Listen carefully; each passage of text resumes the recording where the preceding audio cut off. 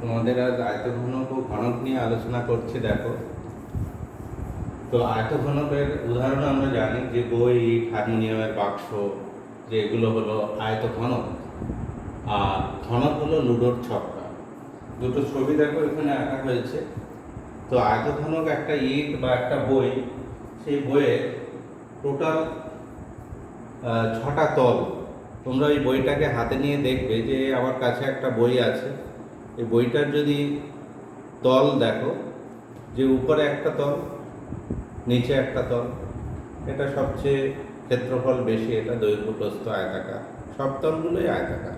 এদিকটাও এটা একটা তল, তাহলে উপরে একটা তল, নিচে একটা তল, ঠিক একই রকম দুটো তলের ক্ষেত্রফল একই, হুবহু একই। এই দিকে যেটা সাদা অংশটা দেখছো, এই তলটার ক্ষেত্রফল, এবং এই দিকে যে লেখা অংশটা আছে, এই তলটার ক্ষেত্রফল, এই দুটো তলের ক্ষেত্রফল একই। তাহলে এই দুটো তল, তাহলে 4টে তল হলো। আর আরেকটা তল হলো এই, এবং আরেকটা তল এই। তাহলে এই টোটাল হলো 6টা তল। একটা বইয়ের 6টা তল, একটা ইটের দেখবে 6টা তল, একটা হারমোনিয়ামের বাক্স 6টা তল। তাহলে এইরকম ধরনের বস্তুগুলো, ঘনবস্তুগুলো, এগুলোকে আমরা আয়তঘনক বলবো, যার দৈর্ঘ্য, প্রস্থ এবং উচ্চতা 3টে আছে, এবং 3টির মান আলাদা আলাদা। একটা চৌবাচ্চা বানানো হয়, তাহলে সেই চৌবাচ্চাও কিন্তু একটা আয়তঘনক। আর যখনই তার দৈর্ঘ্য, প্রস্থ, উচ্চতা 3টেই সমান হয়ে যায়, তখন হয় সেটা লুডোর ছক্কা, তখন সেটা ঘনক। তার 3টে দিকেই সমান, দৈর্ঘ্য, প্রস্থ এবং উচ্চতা 3টেই সমান। তো এখন আমরা এই সম্পর্কিত কিছু অঙ্কের আলোচনা করব। তার আগে আমাদের সূত্রগুলো একটু জানতে হবে। যে আগে প্রথমে বলি আয়তঘনক সম্পর্কিত সূত্রগুলো। তাহলে আয়তঘনকের তল কতগুলো হলো? আয়তঘনকের তল হলো, তল কিন্তু 6টি। আর প্রান্তরেখা বা ধার, প্রান্তরেখা বা ধার মানে যেগুলো কিনা দুটো তল একত্রে মিশছে। এই যে লেখাটা আর এই যে তল, এই দুটো তল মিলে এই একটা প্রান্তরেখা বা ধার। বইয়ের এইটা হচ্ছে একটা ধারের, তাহলে এটাকে প্রান্তরেখা বলছি বা ধার। তাহলে এইভাবে কটা হচ্ছে? 1টা, 2টো, 3টে, 4টে, 5টা, 6টা, 7টা, 8টা, 9টা, 10টা, 11টা, 12টা। তাহলে প্রান্তরেখা বা ধার হলো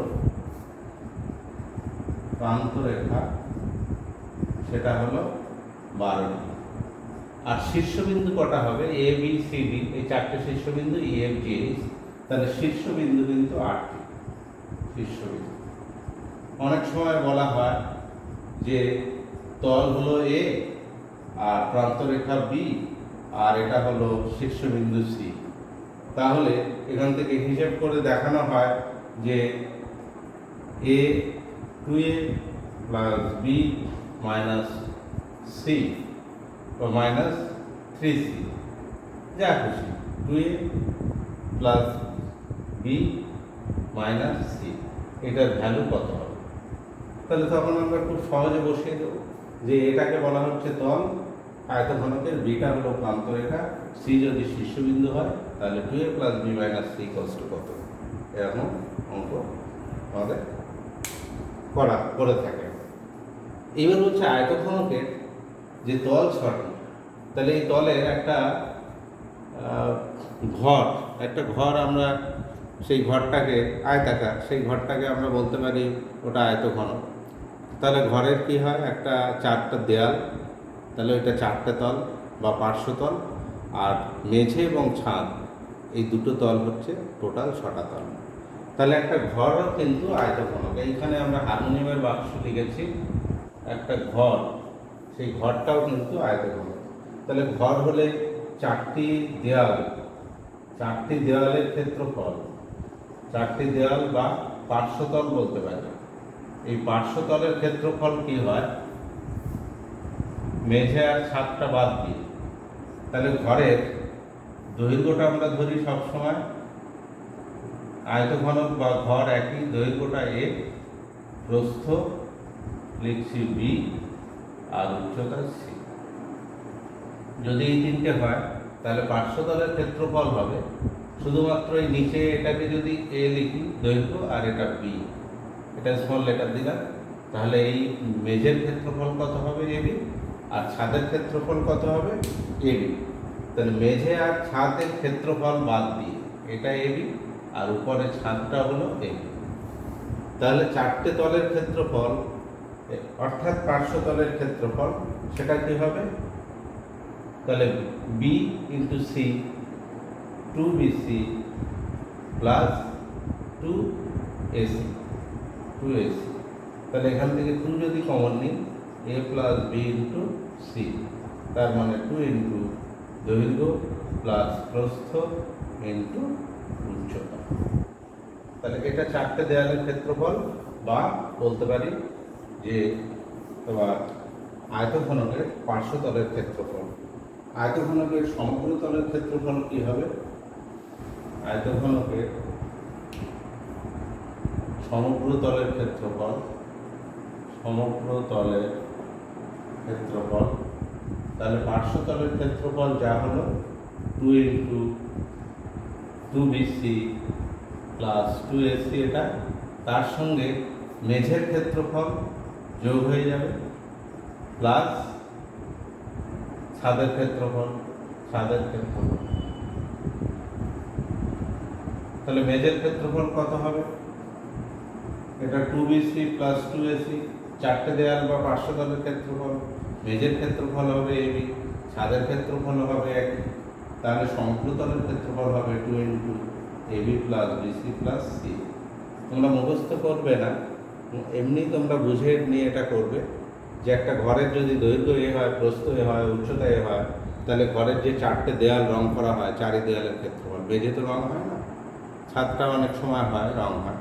তাহলে মেঝে বাদে ওই ঘরের সবগুলো রং করতে কত টাকা খরচ পড়বে, চুনকাম করতে কত টাকা খরচ পড়বে, তখন আমাদের কী করবো? পাঁচটা তলের ক্ষেত্রফল বের করবো। চারি দেয়ালের ক্ষেত্রফল, চারটে দেয়াল বা পার্শ্বতলের ক্ষেত্রফল, 2 ইন্টু দৈর্ঘ্য প্লাস প্রস্থ ইন্টু উচ্চতা, আর তার সঙ্গে ছাদের ক্ষেত্রফলটা যোগ করবো, করলেই আমরা পেয়ে যাব। এরকম অঙ্ক তোমরা এর আগেও করেছো। তো এটা গেল আয়তঘনক। এখন আয়তঘনকের একটা যেটা আমাদের জানার দরকার হয় যে আয়তঘনক অর্থাৎ ঘর বা লুডোর হারমোনিয়ামের বাক্স, তাহলে এরকম আয়তঘনকার বস্তুর যে এক প্রান্ত, এক কর্নার থেকে আরেকটা অপোজিট কর্নার পর্যন্ত যে সবচেয়ে কত দৈর্ঘ্যের লম্বা কোনো বস্তু রাখা যাবে, কোনো দণ্ড রাখা যাবে, কোনো লাঠি রাখা যাবে, তাহলে সেরকম বের করতে গেলে তাহলে আমাদের তখন কী করতে হবে, কীভাবে আমরা করব? এই যে তলটা আছে ABCD, এটা হলো মেঝে, তাহলে এর বি প্রান্ত থেকে নিচ্ছি, এর এই বি প্রান্ত থেকে, তাহলে বি থেকে ডি নিলে এটা তল বরাবর, মেঝে বরাবর হয়ে গেল। এর অপোজিট কর্নার কোনটা? বিডি। বিডি কিন্তু আয়তক্ষেত্রের কর্ণ হয়ে যাচ্ছে, কিন্তু এই আয়তঘনকের কর্ণ বললে বি প্রান্ত, ঘরের এই প্রান্ত থেকে ঠিক নেব এই প্রান্ত পর্যন্ত, অর্থাৎ বিএইচ। এই বিএইচটা টেনে নেব। তাহলে এখানে যে ঘরের কর্ণ দৈর্ঘ্য মানে আয়তঘনকের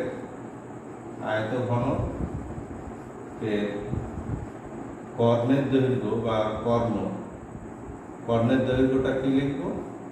সেটা কিন্তু হবে বিএইচ। কর্ণের দৈর্ঘ্য বলতে এখানে কর্ণটা বিএইচ। তাহলে বিএইচ সমান আমরা পাবো কি করে? বিএইচ সমান পাবো দুটোবার বিডি স্কোয়ার প্লাস ডিএইচ এর স্কোয়ার। এখন বিডি মানে কি? বিডি মানে এবিসিডি আয়তক্ষেত্রের কর্ণ। বিডিটা আবার পাবো কি করে? বিডিটা হলো এই যে এবিসিডি আয়তক্ষেত্র আছে, এবিসিডি, এখান থেকে বিডি, তাহলে এটা হলো দৈর্ঘ্য হলো এ, প্রস্থ হলো বি, তাহলে বিডি এই কর্ণের দৈর্ঘ্যটা হবে স্কোয়ার প্লাস স্কোয়ার। সমকোণী ত্রিভুজের প্রতিভুজ স্কোয়ার সমান লম্ব স্কোয়ার প্লাস ভূমি স্কোয়ার, তাহলে বিডি স্কোয়ার সমান অ্যাকচুয়ালি আমরা পাবো স্কোয়ার প্লাস বি স্কোয়ার এটা, তাহলে বিডি কষ্ট এটা তার হোল স্কোয়ার মানে এটা, প্লাস ডিএইচ মানে এটা কি দৈর্ঘ্যটা কত হবে?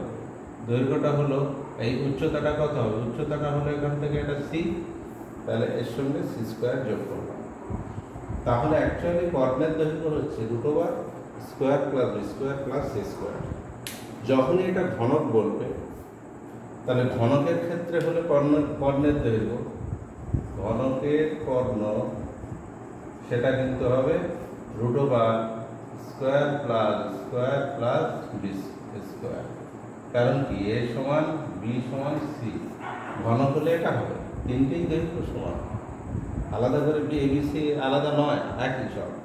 তাহলে সেই জন্য এটা √3² মানে √3 ইন্টু 12। তাহলে √3 ইন্টু ঘনকের দৈর্ঘ্য, যে কোনো একটা ধার বা প্রান্তরেখা সেইটা গুণ করলে আমরা পাবো ঘনকের কর্ণ।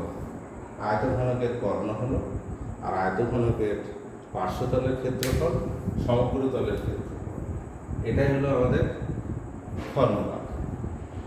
এইটা তোমরা একটা বই হাতে নিয়ে সেটা ভালো করে,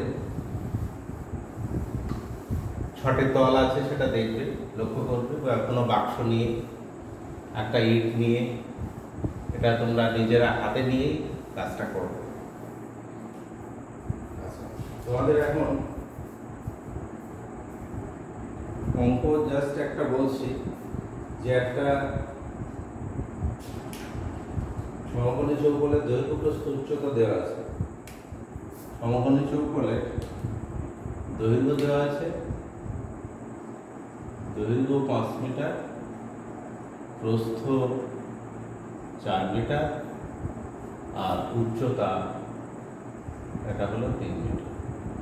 তাহলে কর্ণের দৈর্ঘ্য কত, বা ওই ঘরের কর্ণের দৈর্ঘ্য, ওই বাক্সের মধ্যে সবচেয়ে কত বড় লম্বা দৈর্ঘ্যের কিছু বস্তু রাখা যাবে কর্ণ বরাবর। তাহলে তখন কর্ণের দৈর্ঘ্য বের করতে হবে, = দৈর্ঘ্য স্কোয়ার প্লাস প্রস্থ স্কোয়ার। আগের সূত্রটা লিখে নেবে, দৈর্ঘ্য স্কোয়ার প্লাস প্রস্থ স্কোয়ার প্লাস উচ্চতা স্কোয়ার = দৈর্ঘ্য মানে এখানে 5, 5 square plus 4 square plus 3 square √25 plus 16 plus 9 √50, 25 × 2 = 50, 5√2 এত মিটার।